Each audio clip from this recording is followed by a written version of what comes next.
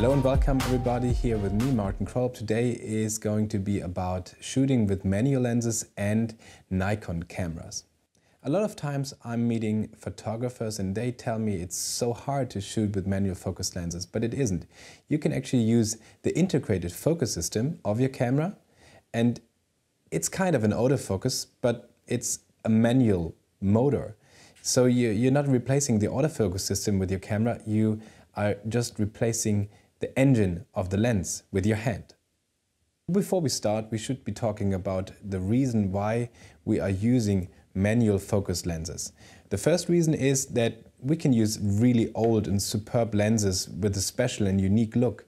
But actually the main reason for us to use them is that we can use superb optical quality lenses. The overall problem in lens development is kind of to find the right balance in between optical quality and functionality. The better a lens gets in optical quality, the heavier it gets. And the autofocus system is kind of a limiting factor in lens development. The motor has to move the glass gets bigger, the motor has to get bigger, and kind of a lot of problems evolving out of that situation. When you leave away the autofocus motor, you can make different lenses. You can use heavier glass, you can use more glass, you can use kind of better constructions. And there's the price. When you give $1,000 to a lens manufacturer, that company is gonna split that money into two segments, one for autofocus and one for lens quality, like optical quality. So you don't get a lens which is $1,000 optical quality, you get $500 optical quality and $500 autofocus. If you don't have the autofocus, that company can not just make any more money, but it can use better materials, it can use more materials, it can use more glass, and just make all and put all that money into the optical quality. But let's get back to our focus topic. Modern cameras are using a phase focus detection. It's not the face, it's phase. Let's keep it very simple. We can look at an old camera with a rangefinder. And that rangefinder is going to tell you whether your subject is in focus or not. And additionally, it can tell you whether the focus is in front or behind the subject. If the two sides matches, the subject is in focus. Simple as that. This is kind of how modern cameras and modern focus sensors work.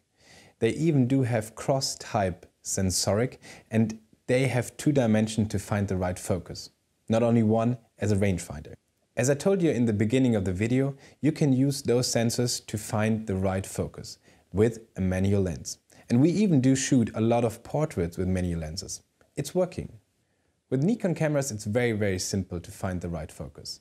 As long as the camera is active, you can see through the viewfinder and you will find a symbol at the lower left bottom of the viewfinder.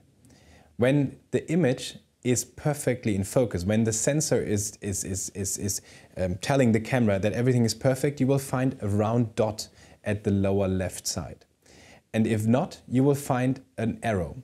You can find an arrow left of the dot or right at the dot. And this arrow is going to tell you whether to move the focus to the front or to the back. Actually, it's very simple and cool with Nikon cameras, and most of the modern lenses are designed to actually fit the direction of the arrows. So if the arrow is going to the left, you can just move the lens to the left, and if the arrow is pointing to the right, you can just move to the right. There's also a second way of working with manual focus lenses. You can just switch on the live view of your camera and then magnify the screen. Get as close in as possible and then start to find the focus. This type of focusing is very useless when taking pictures of moving objects. But if you're taking pictures, for instance, in architecture, landscape, still photography, then it's the best way to take sharp and crisp images. This is all a matter of practice. Remember when you first started taking pictures, then the exposure time, the right exposure time, was really hard to find. Now it's very easy. The same thing is going to happen with manual focus lenses. When you start using them, you find it kind of a bit awkward in the beginning, but then you get used to it very quickly, and very soon you will be able to shoot in different and difficult situations with no problems at all. And by the way, When working with specially designed manual focus lenses, the transmission is different than with autofocus lenses. So you can find it at home a bit hard to use manual focus with autofocus lens, but when you're using it with specially designed manual focus lenses, the transmission is so much softer and really perfect to get the right spot with your focus. One trick at the end.